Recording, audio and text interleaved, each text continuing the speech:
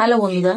তো আজকে আমি চলে এসেছি একটা নতুন ভিডিও নিয়ে, সেটা হচ্ছে খাবার ভিডিও। তো আজকে আমি কি কি খাবো দেখে নাও।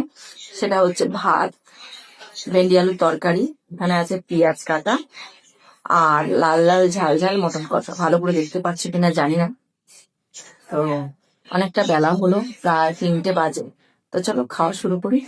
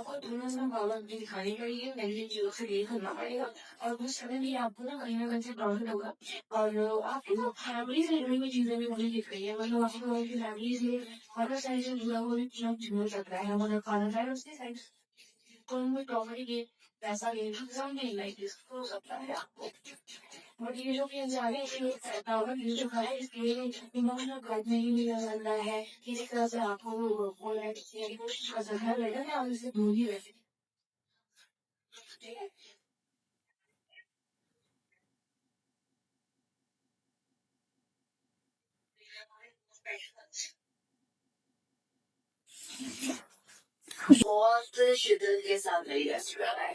कोई इंसान आपको अपनी लाइफ में किसी भी तरह से लाना चाहता है।